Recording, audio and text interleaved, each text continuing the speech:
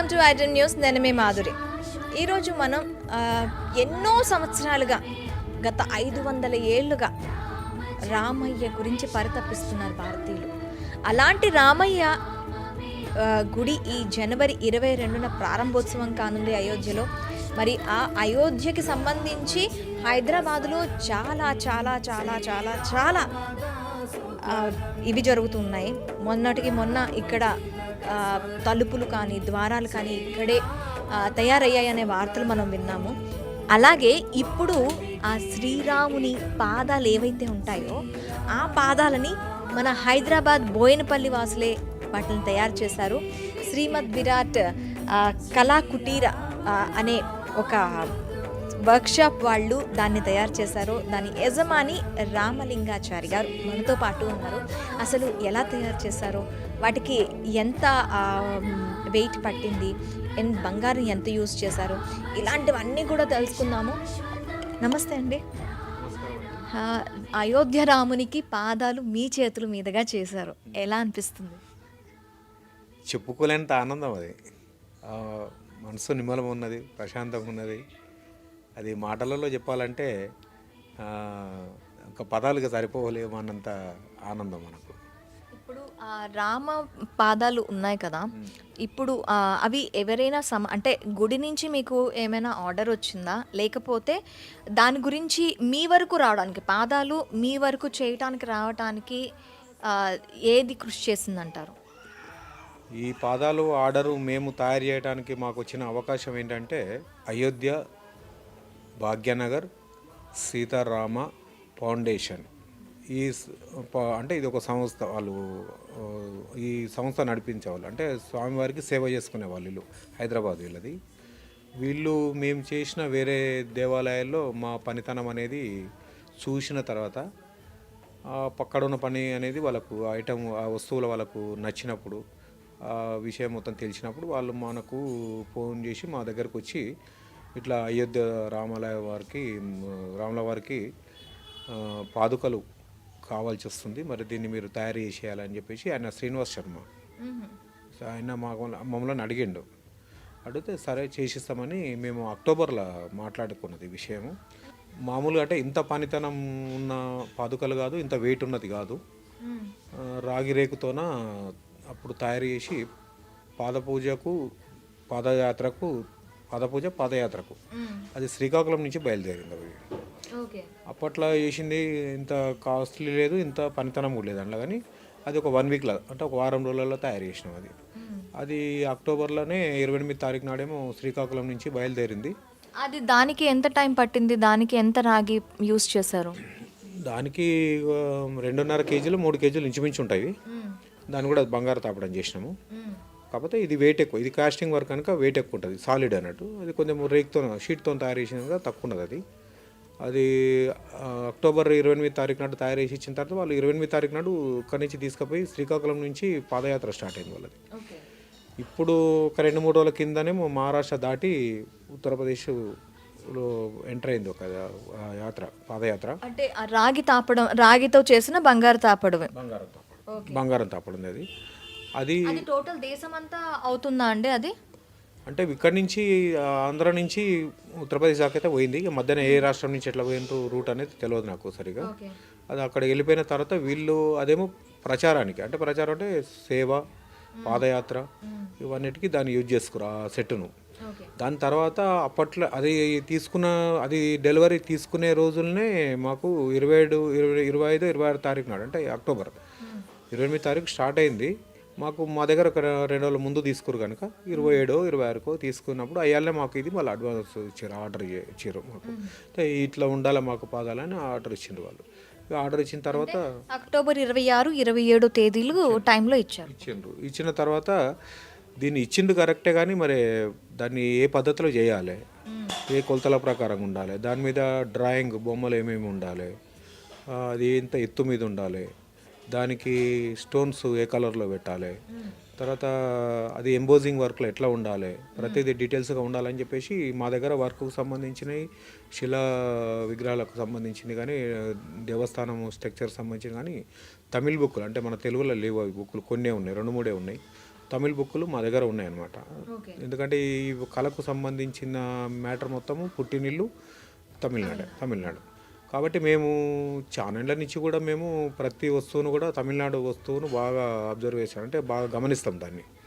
ఇప్పుడు ఈ వస్తువు ఇంత అందంగా కనబడుతుంది, న్యాచురల్గా కనబడుతుంది, అంటే దీంట్లో ఏంది డిఫరెంట్ ఉంది, మనం చేసిన దానికి దీనికి ఏముంటుంది అనేది బాగా గమనించినప్పుడు దాంట్లో ఏమైతే అంటే కొన్ని కొలతలు ఉంటాయి.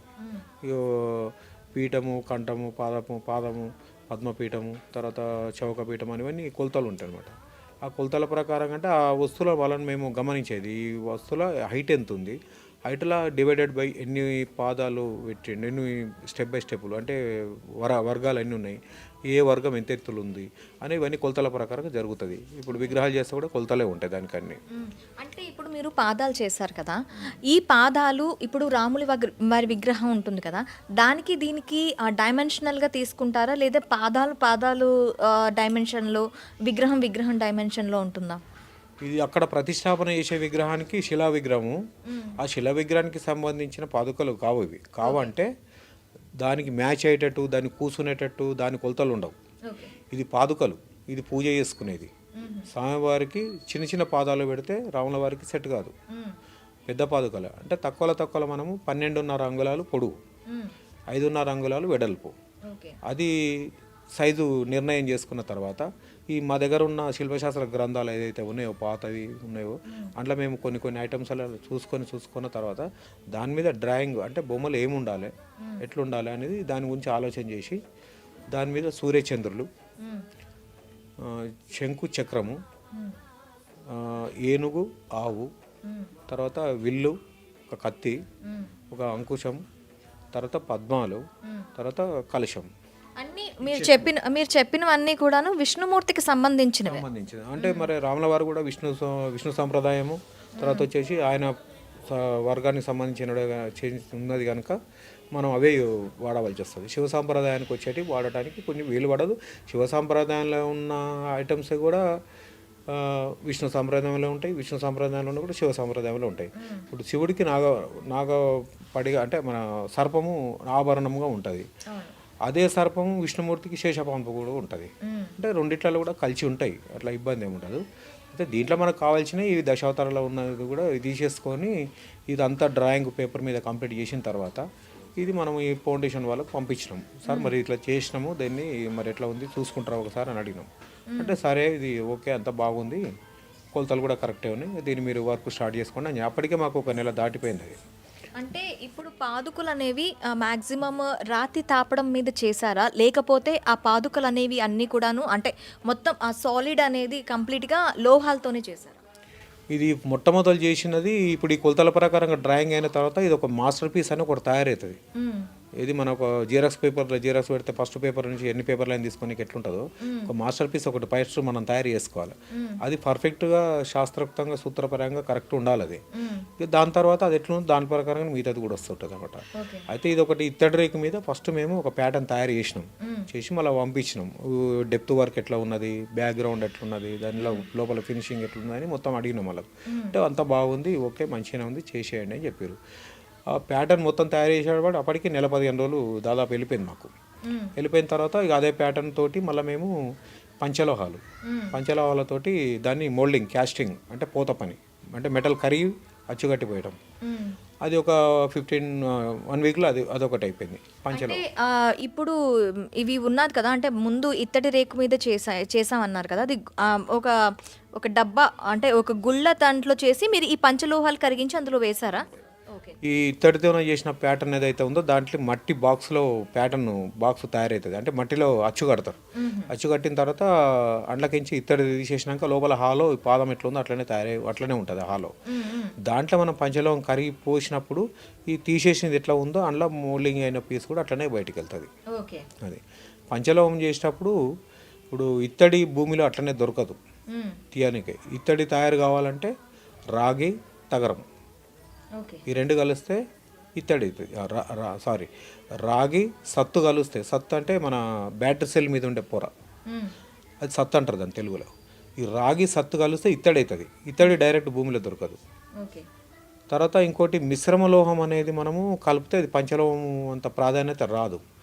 మిశ్రమ లోహం లేకుండా ముడి లోహంతో కలుపుకున్నది మనకు పంచలోహం కిందకి వస్తుంది. ఒకటి బంగారం, వెండి, అది రెండు సరిపోయింది. మిగతా లోహాలు కావాలి కదా మనకు. మిగతా లోహాలు అంటే మళ్ళీ భూమిలో పుట్టినవే కావాలి అన్నప్పుడు ఏమవుతాయంటే ఒక రాగి 3, మళ్ళీ మనకు ఇత్తడి కలపకుండా అదే రాగి మొదలు కలిపినదంటే సత్తు 5 అయినాయి. బంగారము, వెండి, రాగి, సత్తు. దాని తర్వాత ఒకటి తగరం. ఈ తగరము రాగి కలిపినప్పుడు కంచె అవుతుంది. కొంతమంది ఎట్లా చెప్తారంటే షార్ట్ కట్లో అర్థమవుతారు. ఎట్లా చెప్తారంటే వెండి, బంగారము, రాగి, ఇత్తడి, కంచు అంటారు. కంచు ఎట్లా తయారైంది? భూమిలో దొరకదు. కంచు ఎట్లా తయారైంది? రాగి, తగరం కలిస్తే కంచు తయారవుతుంది. ఇత్తడి అంటారు. ఇత్తడి ఎట్లా తయారైతే? భూమిలో దొరకదు. ఇత్తడి ఎట్లా తయారైతే అంటే రాగి, సత్తు కలిసి ఇత్తడి కలిసి. అట్లా కాకుండా మేము చేసినట్టు కంప్లీట్ ముడిలోహం కావాలి మనకు.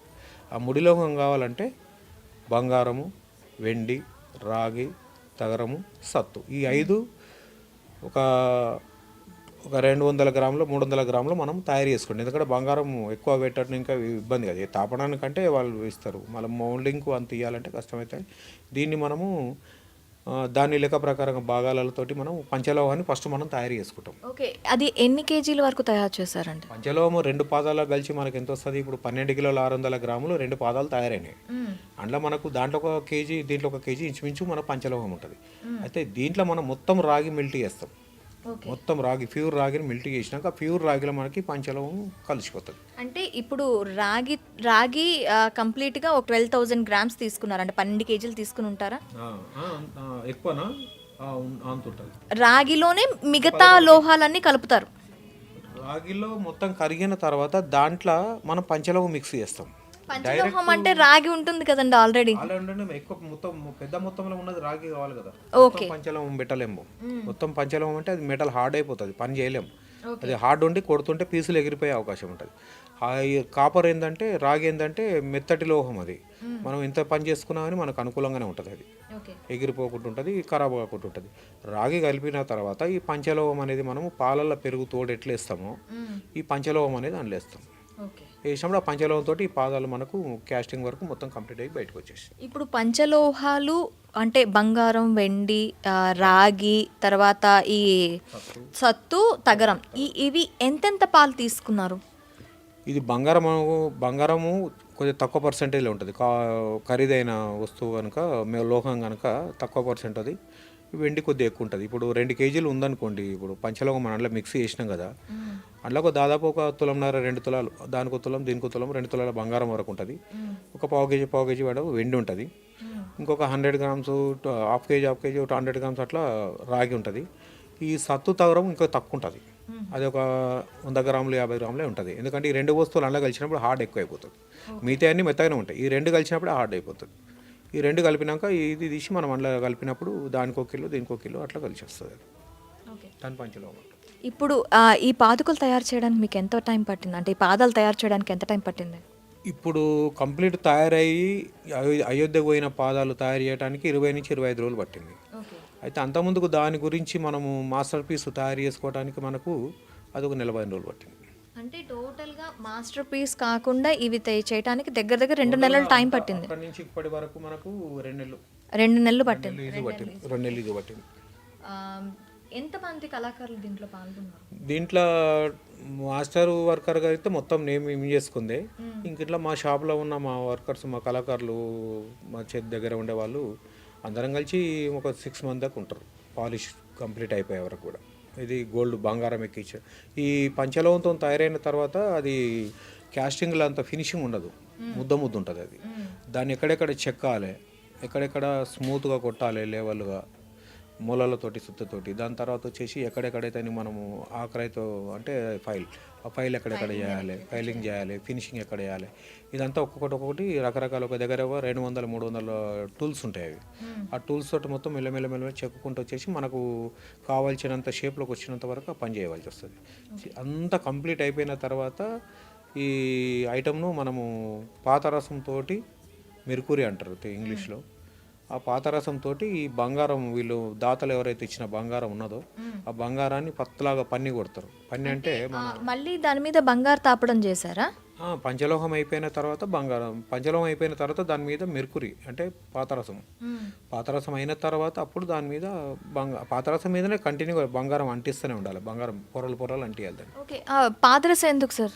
పాతరసం పంచలోహాన్ని కానీ రాగి కానీ దేని పట్టుకోవాలి, బంగారం దేని పట్టుకోవాలని పంచలోహం పెడితేనే పట్టుకుంటుంది, లేకపోతే పట్టుకోదు. అది ఓకే. పెయింట్ మాదిరి ఖచ్చితంగా ఉండాలి, అది వాడాల్సి వస్తుంది, అది పెడితేనే ఉంటుంది, పట్టుకుంటుంది. ఇది ఈ పాతరసం బంగారాన్ని తినేసి దానికి అంటుకుంటుంది. అది అంటుకున్న తర్వాత అప్పుడు అల్యూమినియం మాదిరిగా తెల్లగా ఉంటుంది కలరు. దాన్ని మనము బ్లూ ల్యాంప్ పెట్టేసి బాగా హీట్ చేసినప్పుడు ఈ పాతరసం అనేది కాలిపోయి వెళ్ళిపోతుంది. వెళ్ళిపోయిన తర్వాత బంగారం దాన్ని పట్టుకుంటుంది. పట్టుకుంటుంది దాన్ని మళ్ళీ వన్నె పెట్టాలి, దాన్ని మళ్ళీ మెరుగు పెట్టాలి. దాన్ని ఆ మెరుగు పెట్టడానికి మళ్ళీ ఒక 2-3 రకాల ప్రాసెస్లు ఉంటాయి దానికి. అది అంతా కంప్లీట్ అయిపోయినాక అప్పుడు అమ్మవారికి, సీతమ్మవారికి మన బంగారు పథకము, ఆకుపచ్చ చింత ఆకుపథకం అంటారు కదా, మేము కూడా ఏం ఆలోచన చేసామంటే అమ్మవారికి అది ఉంది కనుక ఇక రాముల వారికి అంటే ఇక వేరే కలర్లో ఏమున్నాయి కానీ అమ్మవారికి అయితే చింతాకు పథకం అంటే ఎల్లో గ్రీన్ కలర్లోనే ఉంటే బాగుంటుంది అనే ఆలోచనతో దాన్ని చెన్నై నుంచి 2 స్టోన్స్ తెప్పించినాం. తెప్పించి ఆ స్టోన్సే ఈ పాదాలకు బిగించినాం. అంటే ఆ గ్రీన్ కలర్లో ఉన్న స్టోన్స్ పాదాలకు పెట్టినాం. పాదాలకి కాళ్ళ మధ్యన ఏళ్ళ మధ్యన ఉండే బొట్టే ఉంటుంది ఒకటి పీఠం, ఆ పీఠానికి దానిపైన పెట్టినాం అన్నమాట. ఓకే.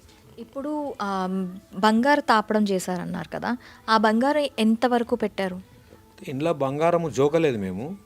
అయితే వాళ్ళు మనకు వాళ్ళ ట్రస్ట్ వాళ్ళకు కొంతమంది దాతలు ఇట్లా పేమించి కూడా తీసి కొన్ని ఐటమ్స్ ఇచ్చినవి ఉన్నాయి. కొంతమంది గ్రాము, 2 గ్రాములు, 3 గ్రాములు, 1 గ్రాము ఇచ్చిన వాళ్ళు కూడా ఉన్నారు. అట్లాంటి బంగారం అంతా వాళ్ళు పట్టుకొచ్చిండ్రు. అంతా కలిపి ఒక దగ్గర మెల్ట్ చేసినాక దాన్ని ఒక దగ్గర బెల్ట్ లేక తయారు చేసుకొని ఒక రిబన్ లేక మిషన్లో తీసి దాన్ని మొత్తము పన్ని కొడతారు. పన్ని అంటే ఏంటిదంటే మనం తినే లడ్డు ఉంటుంది కదా, స్వీటు, ఆ స్వీట్ మీద తెల్లగా అంటిస్తారు కదా పన్ని అది వెండిది వాడతారు మన వాళ్ళు. అయితే అటువంటిది ఇది బంగారుది అనమాట. ఆ బంగారుది మనం ఈ పాదుకల మీద పాతరసం పెట్టిన తర్వాత ఎంబడేది పెట్టేస్తే అది తినేసి దాన్ని పట్టుకుంటుంది. అది చాలా పతలా ఉంటుంది. ఇప్పుడు చేయి పెడితే మన చేయికి అంటుకుంటుంది అది, కానీ చేతికి రాదు, అంత పతలా అయిపోతుంది. అంత పతలా ఉంటేనే, అంత పతలా థిక్నెస్ తక్కువ ఉంటేనే ఈ పాతరసం దాన్ని కరిగించగలుగుతుంది. ఎందుకంటే మనము కొలిమి పెట్టి మూస పెట్టి బట్టి పెట్టి కరిగించలేదు కాదు కదా. ఆ మెటల్ తోటి ఈ మెటల్ కరగాలంటే దాని తగ్గట్టు ఇది అంత పతలా ఉండాల్సి వస్తుంది, అంత పతలా ఉంటుంది. మీకు ట్రస్ట్ వాళ్ళు వేరే వేరే టెంపుల్స్ దగ్గర నుంచి చూసి మీకు ఈ అవకాశం కల్పించారని చెప్పారు కదా, ఏ టెంపుల్కి సంబంధించి మీ వర్క్స్ ఎక్కువగా చేశారు? చూసింది ఇక్కడ కొండాపూర్ సైడు, అక్కడ వెంకటేశ్వర స్వామి టెంపుల్ ఒకటి, మళ్ళీ తర్వాత వచ్చేసి భద్రాద్రి రామాలయం టెంపుల్ ఒకటి. అంటే అక్కడ పేరే భద్రాద్రి రామాలయం అంటారు దాన్ని. అమ్మవారు రాముల వారి మీద కూర్చుంటుంది ఆ టెంపుల్లో. అక్కడ సైడ్ మేము చేసిన దేవాలయాలు ఎక్కువ ఉన్నాయి. అక్కడ చూసి మాకు ఆర్డర్ మా దగ్గరకు వచ్చిన వాళ్ళు. ఇంకొకటి కూడా విన్నాము, యాదగిరి గుట్టకి సంబంధించి కూడాను మీరే వర్క్ చేశారని విన్నాం. మేము 2012 మార్చిలో యాదగిరిగుట్ట లక్ష్మీ నరసింహస్వామి దేవాలయంలో పాత విగ్రహాలు ఉండేవి. అయితే కొద్దిగా భిన్నమైన ఒకటి. నెక్స్ట్ ఇంకోటి వచ్చేసి కొన్ని ఇబ్బందులు, అంటే విగ్రహం నిలబడకుండా అట్లా రిపేర్లు ఉన్నాయన్నమాట. అంటే దానికి ఏం చేసినామంటే వాళ్ళు ఈ కొత్త విగ్రహాలు చేయించాలని చెప్పేసి మనకు అక్కడ అప్పుడున్న వాళ్ళ కమిటీ వాళ్ళు, అప్పుడు కృష్ణవేణి మేడం అని ఈవోగా ఉండే యాదగిరిగుట్టకు 2012లో ఉండే మేడం. ఆమె కొద్దిగా ఇంట్రెస్ట్ తీసుకొని చేయాలని కొంతమంది కళాకారులు చాలామందిని అడిగినారు. వాళ్ళు అడిగిన తర్వాత ఒక సందర్భంలో మా దగ్గర కూడా వాళ్ళు ఇన్ఫర్మేషన్ చేశారు, రమ్మని గుట్టకు రాండి పని ఉందని. అంటే పోయినాం, పని ఏముందంటే పోయిన తర్వాత ఇట్లా ఈ విగ్రహాలు మళ్ళీ రాగి రేకులతో, ప్యూర్ రాగి రేకులతో చేసి బంగారం తాపడం చేయాలి, సేమ్ ఇట్లనే ఉండాలి విగ్రహాలు ఇవన్నీ అడిగినారు అనమాట. అంటే మరి చేస్తాం కానీ ఇక్కడ చేయాలంటే మరి మాకు ఇబ్బంది అవుతుంది, మా దగ్గరనే చేస్తామని మేమన్నాం. అంటే అట్లా కాదు, ఇక్కడనే చేయాలి, మీది కూడా నల్గొండ జిల్లా అంటారు కదా, ఇది కూడా నల్గొండ జిల్లానే కదా, మీరు చేస్తేనే మాకు కొంచెం మీ ఎక్స్పీరియన్స్ని బట్టి మాకు కూడా నమ్మకం ఉన్నది, మీరు చేయగలుగుతారు అనేది, మీరు చేస్తే బాగుంటుందని వాళ్ళు కొంచెం మమ్మల్ని 2-3 సార్లు బాగా అడగటం అయింది.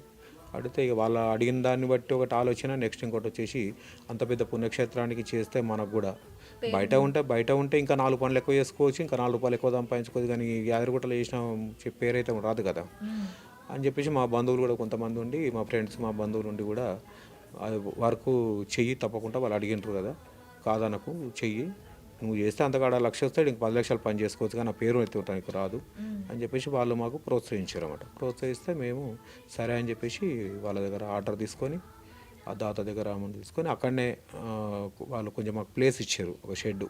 ఆ షెడ్ కాడనే ఉండి ఫస్ట్ ఉత్సవమూర్తుల విగ్రహాలు మొత్తం కంప్లీట్ చేసినాం.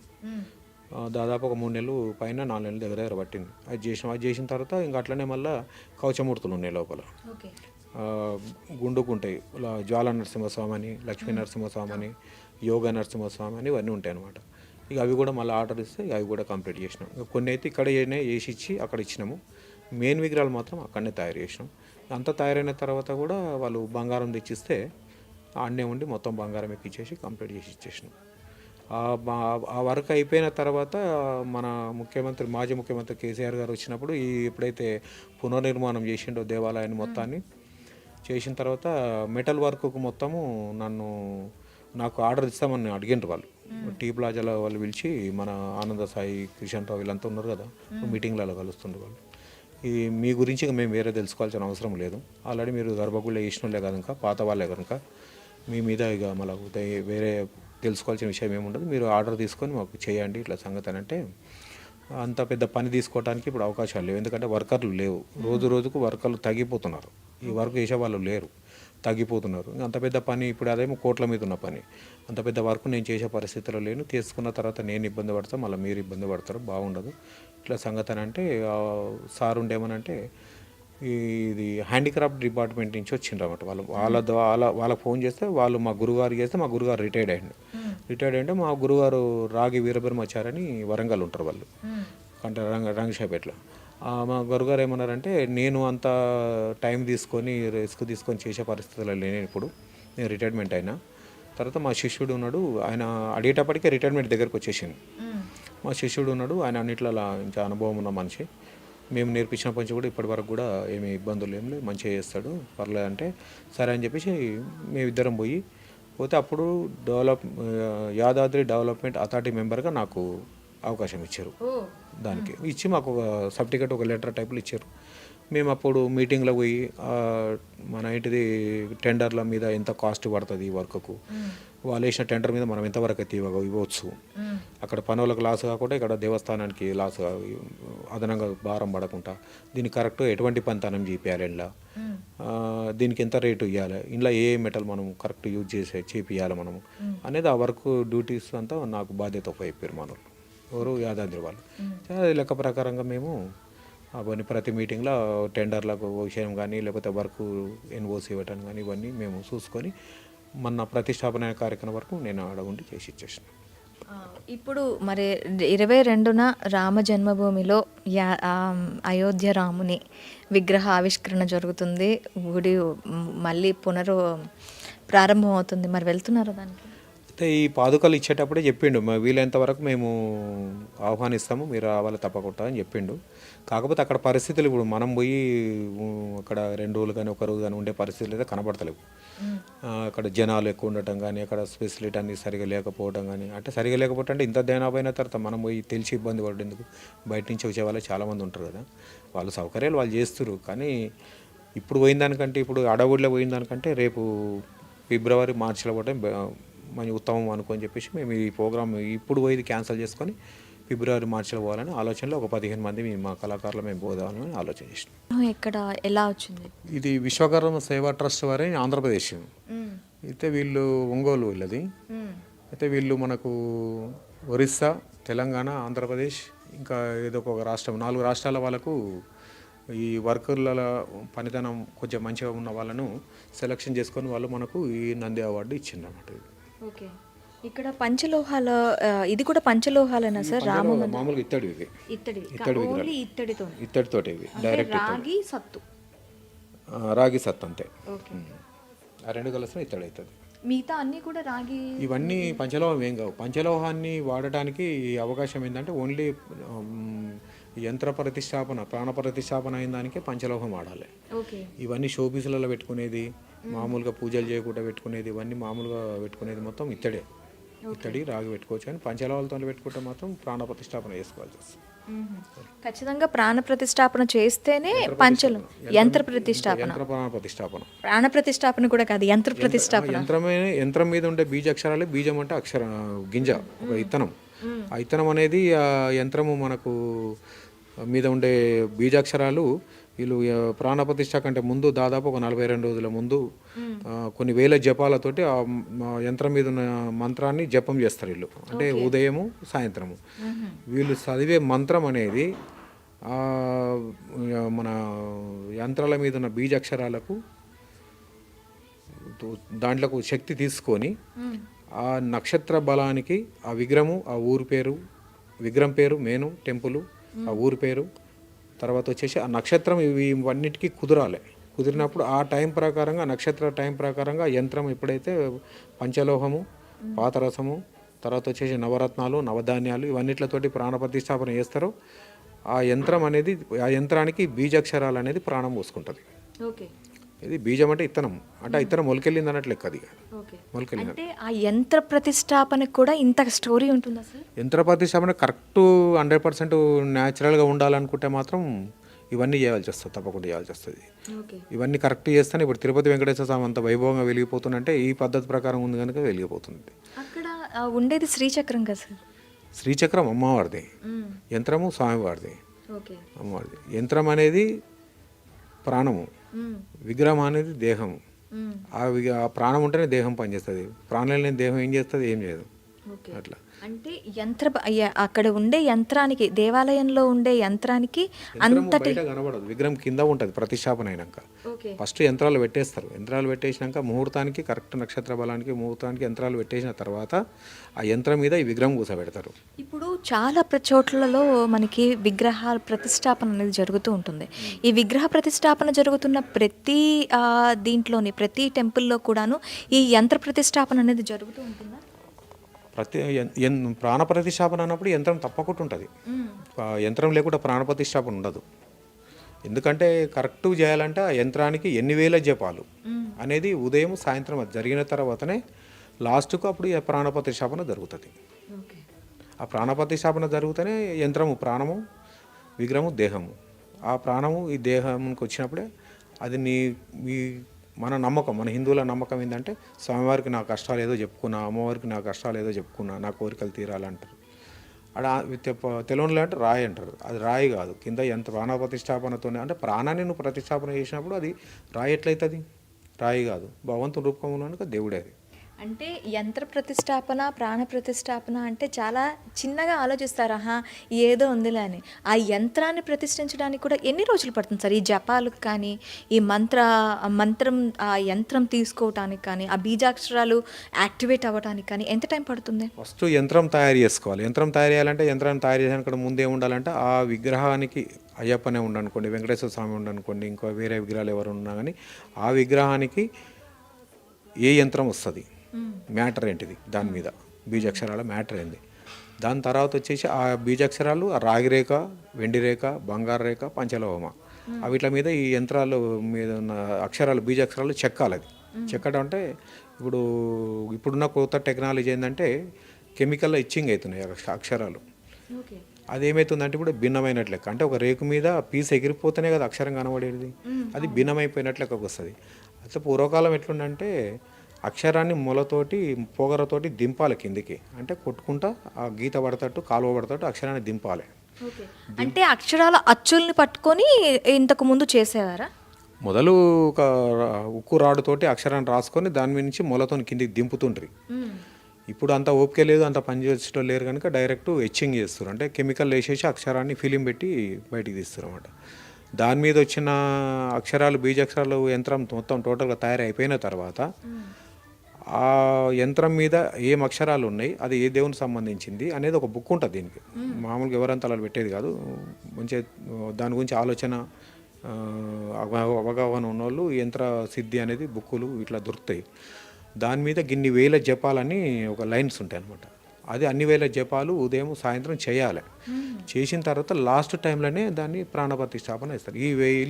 ఇన్ని వేల జపాలు అంటే దాని అర్థం ఏంటంటే ఒక తల్లి కడుపులో ఒక శిశువు పూర్తిగా తయారవుతున్నాడంటే 9 నెలలు పడుతుంది. అంటే ఇది కూడా 9 నెలలు ఉన్నట్టే లెక్క. పూజల జపాలు అవుతున్నాయంటే 9 నెలలు తల్లికడుపులు ఉన్నట్టే లెక్క. దాని తర్వాత ఆ శిశువు ఎప్పుడైతే భూమి మీదకి వస్తున్నాడో ప్రాణంతో ఏడుస్తాడు. అంటే ఏడుస్తున్నాడే ప్రాణం ఉన్నట్టు లెక్క అనమాట. నేను బతికే పుట్టినా, నేను ప్రాణంతోనే పుట్టిన అన్నట్టు దానికి నిదర్శనం అది. అయితే ఆ యంత్రము ఆ శిశువు భూమి మీద పడ్డ టైము యంత్రం అనేది ఒకటే అనమాట. ఆ టైంకే కరెక్ట్ మనము ఆ ముహూర్తానికి ఆ దేవుడికి ఆ విగ్రహం పెట్టే ముహూర్తము నక్షత్ర బలానికి మనం ప్రాణప్రతిష్ఠాపన చేస్తే ఈ ప్రాణం కిందకి వచ్చేస్తుంది ఇక. ఓకే, ఒక శిశువు ఎలా డెలివరీ అవుతారో, ఎలా పుడతాడో